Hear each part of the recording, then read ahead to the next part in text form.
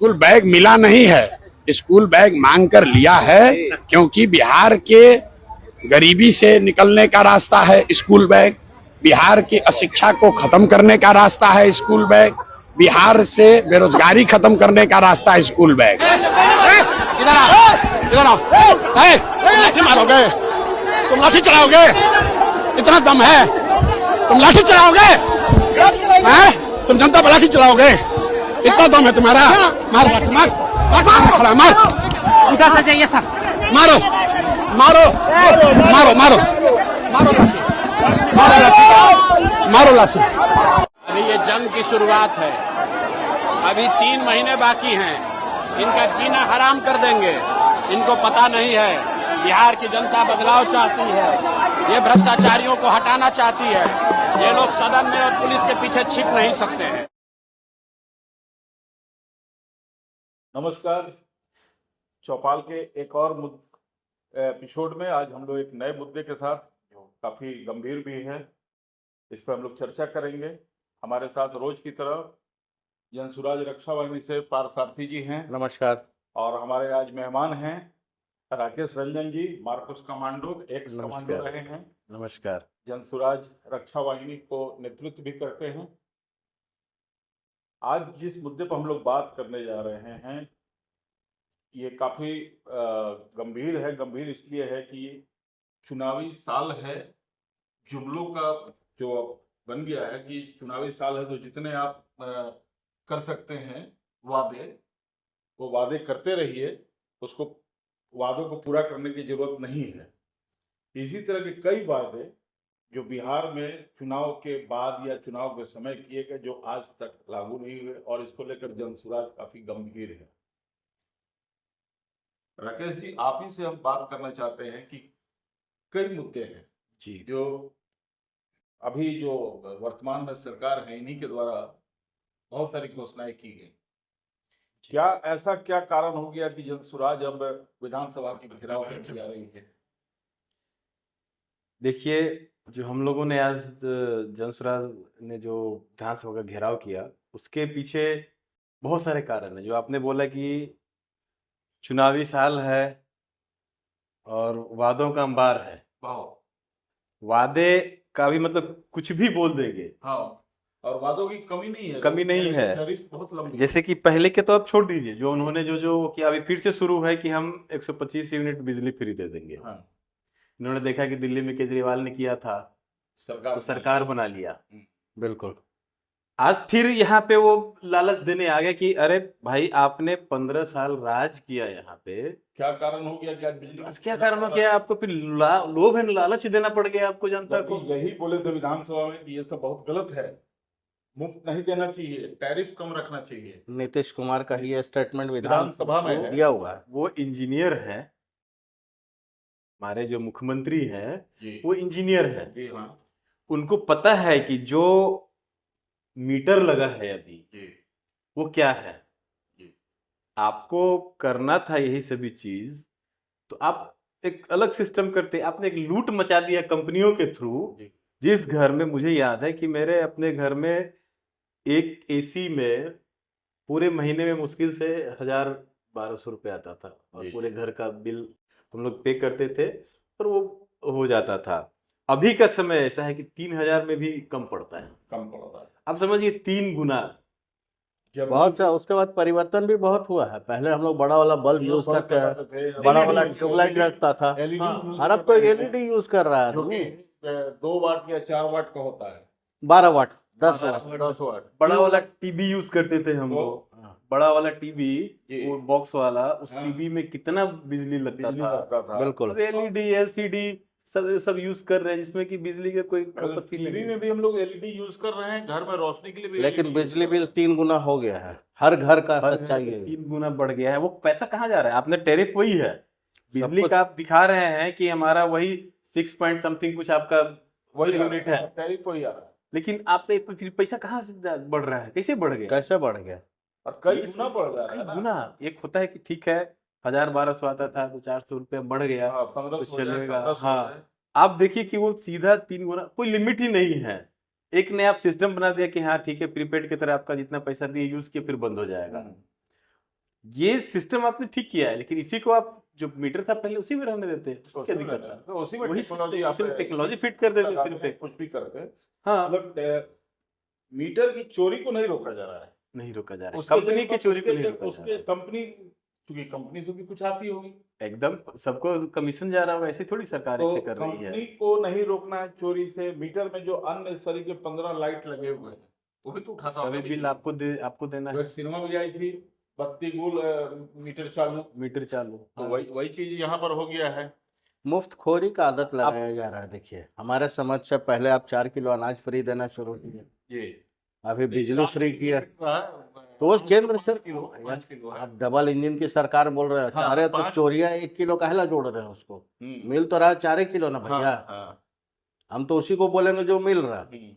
तो मुफ्तखोरी का आप आदत लगा रहे हैं। एक तो बिहार जैसा गरीब प्रदेश जहां आपको आत्मनिर्भर बनाने की बात करना चाहिए, वहां फ्री में बांटे जा रहा है। ये तो अभी शुरुआत हुआ है, जी पता नहीं आगे कहाँ ले जाएंगे। जी और घेराव विधानसभा का क्यों नहीं करेंगे? लंबा लंबा लोग आता है, भाषण करके जाता है। 1.25 लाख करोड़ मोदी जी आए थे, बोल के गए आरा में कि हम 1.25 लाख करोड़ का पैकेज देंगे। पैकेज कहाँ है? कहाँ है पैसा? कहाँ है? नहीं मिला। मिला नहीं मिला? मिला तो किस आमद में? किस मद में खर्च हुआ? आप बताइएगा ना कि नहीं बताइएगा? लास्ट चुनाव में इस बार आएंगे तो मोतिहारी की चीनी मिल का चाय पी के जाएंगे। चाय पी कर जाएंगे। इस बार आए आप चर्चा भी नहीं किए। सवाल अब तो नोट था। इस बार तो नया चर्चा किए ना कि 4 फिर ट्रेन चालू उसको कर। पूना बना देंगे, एक और मजदूर का ट्रेन चला रहे हैं, मोतिहारी को मुंबई बना मुंबई बना देंगे, देंगे। अब फिर एक ट्रेन चालू कर दिया कि उसमें फिर अब भर के जाइए काम करने के काम लिए करने के लिए दूसरी बाहर चले जाइए।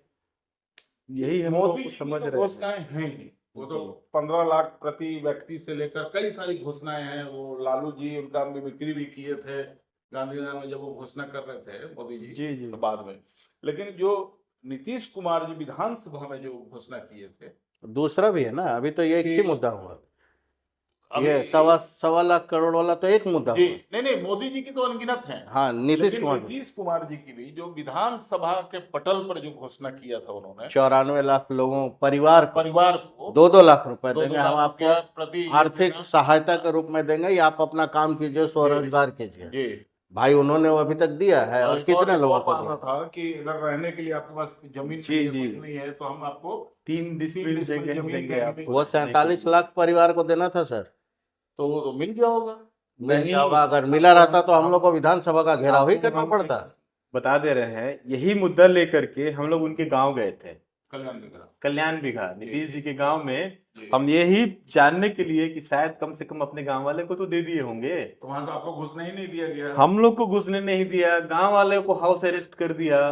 अरे कौन सा सरकार चला रहे हो आप? अपने ही घर वाले को हाउस अरेस्ट करवा दे रहे और हैं। कौन सा दंगा फसाद करने गया था आदमी? कौन सा उग्रवादी थे हम लोग? बाकी आसपास के सारे गांव में प्रशांत किशोर खुद गए थे और वहां मुहाने पर रोक दिया गया। उनके गांव नहीं घुसने दिया। गाँव अरे नहीं अगर जो घुसने दिया। 144 आप लगा रहे हैं, जन स्वराज अगर जो गुंडागर्दी करने जा रहा है, तो आप सब गांव में घुसने नहीं देते ना। गांव में नहीं घुसने, आसपास के आप अपने ही गांव में देखे कि मुझे बेइज्जती हो जाएगी कि मेरे गांव वाले ही मुझे गाली दे रहे हैं कि जो मेन 2 वादा आपने किया था कि 2-2 लाख रुपए 94 लाख परिवार को और 46 लाख परिवार को आप 3 डिसमिल आप जमीन देंगे भूमिहीनों को, जिसको रहने के लिए जगह नहीं है। आपने एक परिवार को भी नहीं दिया। पेपर लेके वो घूम रहे हैं कि सर ये देखिए हमको कुछ लोगों दिया को है। दिया गया लेकिन कब्जा नहीं दिया गया। अलॉट कर दिया गया ऑन नहीं, पेपर। हाँ, वो लेकिन वो आप- भी रेशियो बहुत कम है। नहीं, वो मतलब नहीं बनता है ना कि और आप कब्जा तो दिया ही आप नहीं किसी कागज पे कार्रवाई कर दीजिए को। हाँ। और आप मतलब कि जेल में बंद है, नहीं, कागजी तो कार्रवाई हो जाए और आप छूटे नहीं जेल से। ये बात तो जनसुराज को भी समझना चाहिए कि ये तो कागजी मुख्यमंत्री हैं, खुद से स्वघोषित है सुशासन जी। है। अब कोई कांड हो जाता है, अभी कांड की बात छोड़िए, कोई कांड की, अभी तो पिछले 2 महीने 3 महीने देखिए तो रोज कुछ न कुछ हो रहा है। कोई ऐसा दिन नहीं जा रहा है कि जहाँ जिसमें हम हत्याएं मर्डर नहीं हो हो रहा रही हैं, बलात्कार नहीं हो रहा है। 17 दिन में 62 मर्डर हुआ है पटना जैसे शहर में, पटना जैसे जिला में। और ये कागज में तो सुशासन बाबू अपने को बता रहे हैं, ना कोई घोषणाएं इनकी जो थी वो पूरी हुई। विधानसभा का घेराव इसी वजह से किया गया है, और कोई कारण नहीं है। भाई सरकार जवाब दे। हम इतना उनको- इतना आप वादा करके चले जाते हैं जनता से, जी। किस बात का वादा करते हैं? अगर आपको वादा पूरा नहीं करना है तो आप मत कीजिए ना। अभी तो एक और घोषणा की है ना कि हमको एक बार और मौका दीजिए, 5 साल में हम 1 करोड़ रोजगार देंगे सरकारी। समझ में नहीं आता है हाँ। कि 23 लाख जहाँ पे हमारे सरकारी नौकर 78 साल 78 साल में वो 1 करोड़ 5 साल में कौन सा क्रिएशन करेंगे? अच्छा, मान लीजिए वो अगर उसमें सफाई देंगे कि नहीं हम निजी क्षेत्र में भी और औद्योगिक, यहाँ तो कोई उद्योग धंधा है नहीं।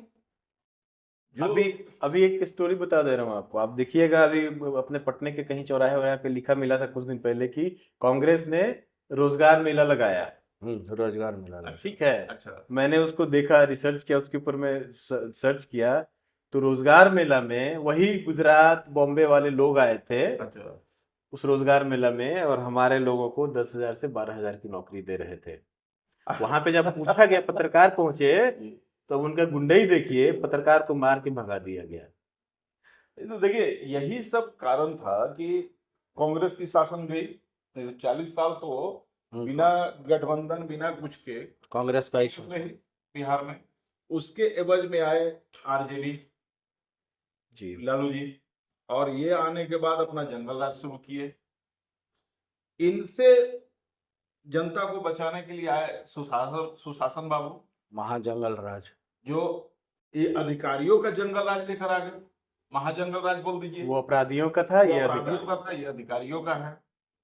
और सबसे मजे की बात यह है कि लालू जी आए थे कांग्रेस के विरुद्ध और सरकार चला रहे थे कांग्रेस के सहयोग से।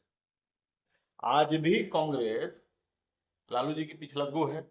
बिल्कुल पिछड़ा। प्रशांत जी से किसी ने पूछा था कि ये लोग कन्हैया कुमार और पप्पू यादव जी को क्यों नहीं ये किया जा रहा है, तो वो तो सीधा बताए थे कि पिछलग्गू पार्टी है तो क्या लालू जी ने मना किया है। हम्म, तो देखिए कि अभी मंच पर नहीं चढ़ने दिया गया था पप्पू यादव कन्हैया कुमार दोनों को। टिकट को लेकर भी उनसे प्रश्न पूछा गया था।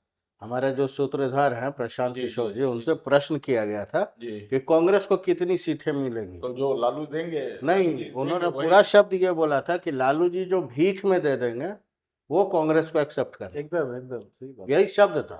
कांग्रेस के लिए तो जो हो रहा है सो ठीक हो रहा है, लेकिन सबसे हालात मतलब ये हास्यास्पद ये हो जाती है कि आप जिसके विरुद्ध लड़कर आते हैं और सरकार बनाने में परेशानी होती है, उन्हीं के साथ लग जाते उन्हीं के साथ लग जाते हैं, उन्हीं के साथ गठबंधन। अच्छा, ये नहीं लगता है कि गठबंधन का मतलब ही हुआ कि पहले ही लूट का हिसाब हो गया? महागठबंधन, महाठगबंधन। हैं।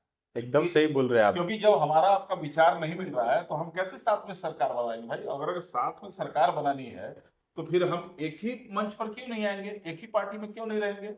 इसको महाठगबंधन बोलते तो हैं। महाठगबंधन का मतलब यही हुआ ना कि सब लोग पहले ही चुनाव के पहले ही कर लेते हैं कि हमारे परसेंटेज बांट लेते परसेंटेज बांट लो भाई आपस में, ताकि सरकार आने के बाद कोई परेशानी हैं, ना हो। विभाग बांट लेते हैं। जन स्वराज इसीलिए अपना स्टैंड क्लियर रखा है कि हम लोग किसी के साथ कोई गठबंधन नहीं करेंगे, 243 सीट पर लड़ेंगे। तो प्रशांत जी कहा है कि चाहे अर्श पर होंगे या फर्श पर होंगे, लेकिन हम लोग लड़ेंगे। न चुनाव के पहले गठबंधन करेंगे और न उसके चुनाव बाद के करेंगे। बाद करेंगे। यही सब मुद्दों को लेकर के जो विधानसभा वगैरह किया गया है, उनको बताने के लिए कि आप विधानसभा में बैठे हैं जाकर के, अब सत्र विशेष लेकिन सत्र सत्र विशेष सत्र चल रहा है, आपने अपने वादा को क्यों भूल गए, उसको याद करिए। जो कि उसी विधानसभा के पटल पर आपने घोषणा किया था।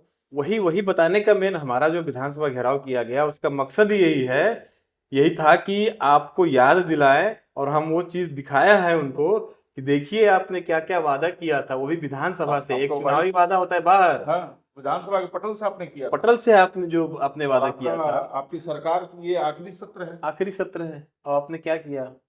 अब इलेक्शन मोड में आप आ जाएंगे, आप शुरू हो गए हैं बोलना 125 यूनिट ये फ्री देंगे, तो हम आएंगे तो 1 करोड़ नौकरी दे देंगे, तो हम आएंगे तो हमको कोई बोल रहा है कि 20 महीने दे दीजिए, 20 महीने में हम पूरा बिहार बदल देंगे।